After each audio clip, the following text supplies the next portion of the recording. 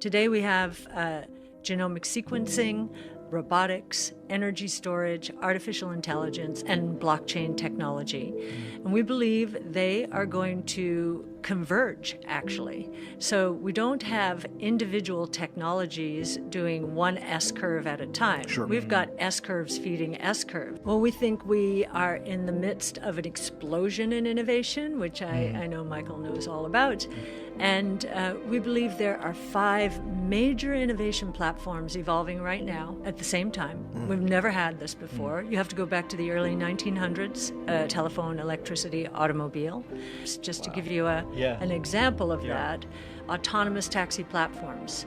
That's the convergence of 3 of those platforms. Robotics, autonomous vehicles are robots. Energy storage, they will be electric. And artificial intelligence, they'll be powered by AI. Now that industry or that particular platform accounts for basically 0 revenue today. Factories. They're going to be transformative, but they're going to be very disruptive to the traditional world order. Innovation is the great leveler.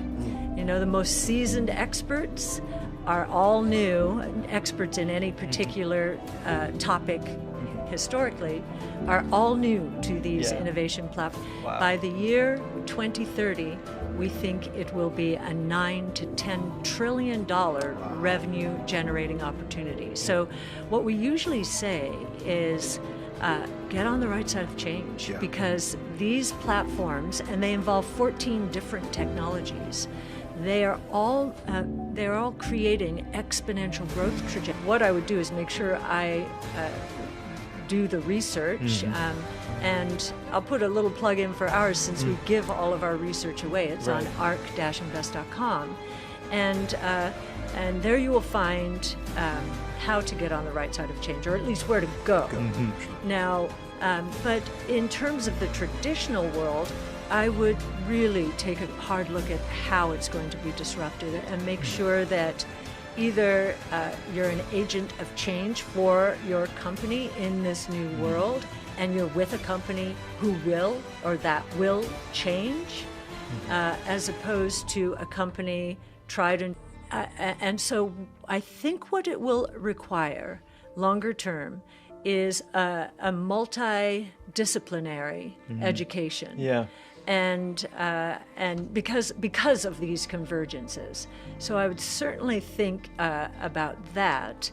True, we've always done it this way, our way or the highway. Right. So just make sure. And, you know, again, I always say, make your boss look brilliant is the best strategy longer term.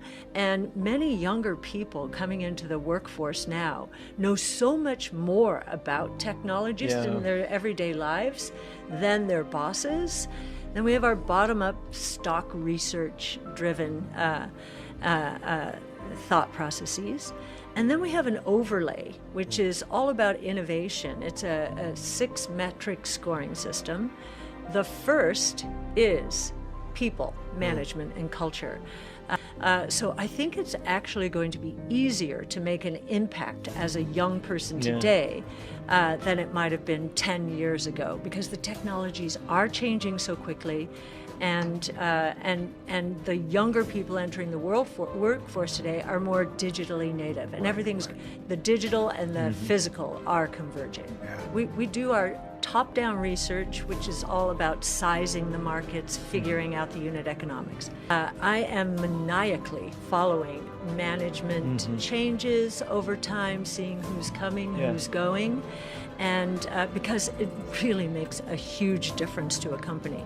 So when we talk about management, people and culture, we're talking about a visionary leader. We're known for our Tesla investing, as you mentioned, and Elon Musk figured out that he could leverage the consumer electronics industry to build an electric vehicle when auto manufacturers and auto analysts were laughing at him, saying, Oh yeah? Well, look at those batteries are blowing up in planes. You're going to put that in a car? And in our world, which is all the technologically enabled world, it is that leader typically has a different point of view about how the world is going to work out.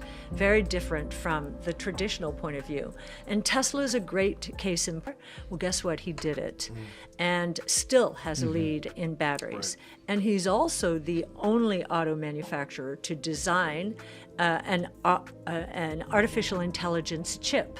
So he's taking a leaf from Apple's book. Remember in the day, the old cell phone days, it was Nokia, Ericsson, Motorola, BlackBerry maybe.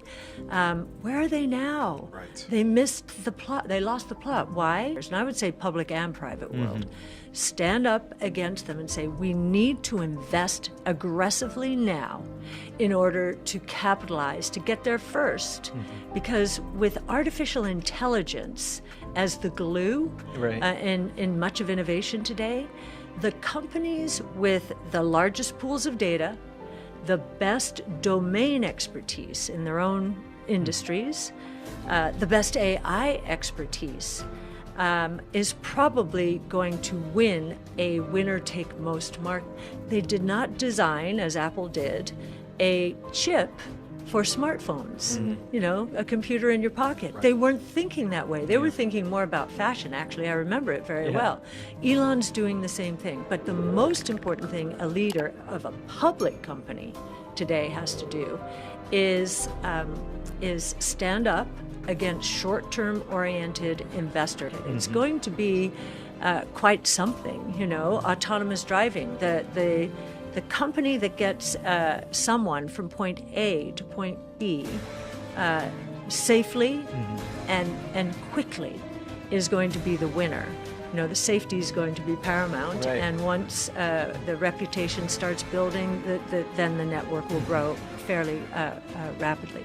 This is a fine distinction because of what I just told you, to pivot. And in our case, it wasn't a pivot away from our core competency, which was an exclusive focus on disruptive innovation and an open research ecosystem. It was more the package in which we would deliver this. So standing up against short-term oriented investors to invest aggressively against the vision. And of course, as a good leader, I you know, in terms of ARC, in founding it, a good leader always has to be, would it be an ETF, which is where we started and where we are doing very well right now? The seeds for what is happening today and the reason these growth trajectories are going to be so explosive, the seeds for all of this were planted in the 20 years that ended in the tech and telecom bubble. Back then, too much capital chasing too few opportunities too soon. So we've been germinating these technologies, and now we're ready for explosive growth. What's so interesting from an investor point of view, I just told you, too much capital chasing too few opportunities. They were falling all over each other to make sure that their tech weightings were higher than the next guys and the indexes. So they should have been pulling back, right? Today, they should be rushing in. Technologies weren't ready, or they were way too costly. So here we are, 20, 25 plus years later.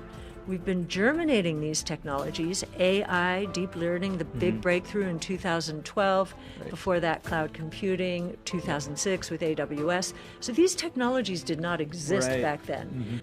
And instead they're heading for the hills, which means they're benchmarks. And in the context of Southeastern, I have described benchmark style investing, or at least the, you know, whole allegiance to it, as you know, worshiping an idol. It's really become an idol in our industry, and it's a very bad idol, because the traditional world order, which it represents, is what I've just mentioned. We believe will be, if not disrupted, then disrupted.